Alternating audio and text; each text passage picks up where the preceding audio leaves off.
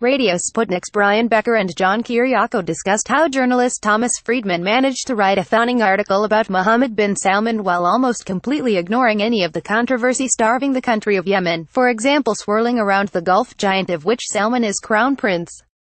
Thomas Friedman, a writer at the New York Times, has published an article entitled Saudi Arabia's Arab Spring, at last.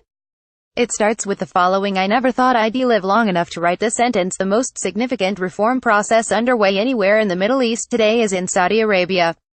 Yes, you read that, right. Though I came here at the start of Saudi winter, I found the country going through its own Arab Spring, Saudi style.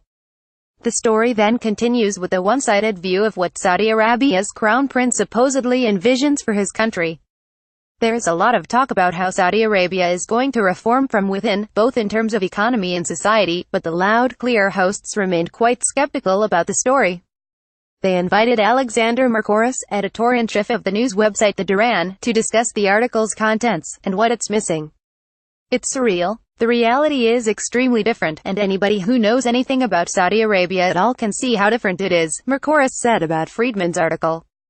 As Becker notes, women have basically no rights in Saudi Arabia. They are not allowed to drive, which is supposed to change soon, but there are no plans in place to allow women to travel without a male guardian, or to give them the vote. What's probably less widely known is that there are also wanted posters for immigrant workers, whose passports belong to their employees. According to Becker, immigrant workers who don't show up at their jobs, where abuse is rampant, are liable to find their names and faces all around Riyadh on such posters. There is, indeed, dire need of social reform. And that is what Friedman's article is trying to say. In Becker's words, the author says Saudi Arabia is bad, but it's actually reforming. However, as Mercouris points out, the narrative that Saudi Arabia is reforming has been there for ages. If you go back to 1960s, already you were reading and hearing how Saudi Arabia was reforming, he noted. Mohammed bin Salman is making some very cosmetic changes to the very harsh social restrictions that exist in Saudi Arabia, but he's absolutely not proposing any fundamental changes to the structure of power. The power of Saudi Arabia belongs to the royal family, the House of Saud, which comprises some 15,000 people, who see the wealth of the kingdom as their own, Mercouris says. While currently the House of Saud has to rely on alliances with other families to keep the kingdom stable, Mohammed seeks to centralize power in his own hands. The Friedman story conveniently avoids delving into foreign policy issues related to Saudi Arabia, dedicating only a single paragraph to the widely discussed controversies. On foreign policy, bin Salman would not discuss the strange goings-on with Prime Minister Saad Hariri of Lebanon coming to Saudi Arabia and announcing his resignation, Friedman writes.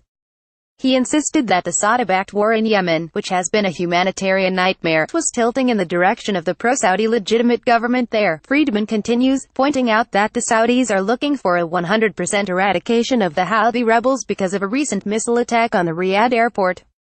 The article, however, does not mention the indiscriminate Saudi bombings that have led to numerous civilian casualties, nor does it put any blame for the Yemeni atrocities, including a huge and growing famine, on the Saudis' hands. The article also quotes bin Salman saying that Iran's supreme leader is the new Hitler of the Middle East. We don't want the new Hitler in Iran to repeat what happened in Europe in the Middle East, bin Salman told Friedman. Bin Salman is also quoted as looking forward to bringing Saudi Arabia's version of Islam back to the center.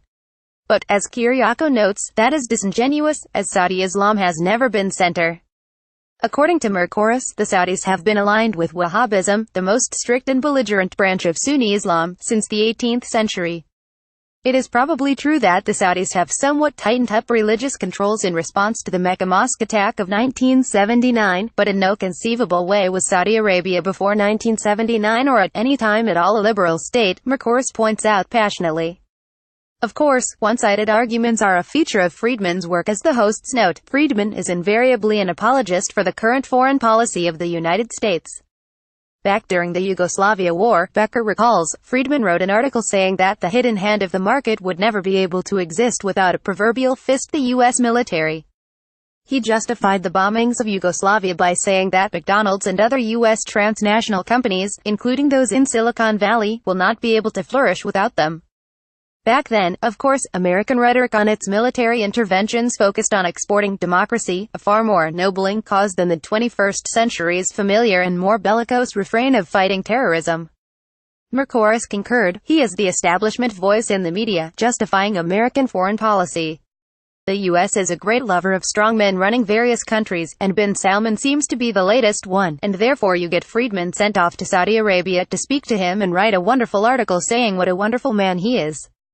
When it all goes wrong, he will move on to support the next strong man who comes and takes his place, Mercourius notes.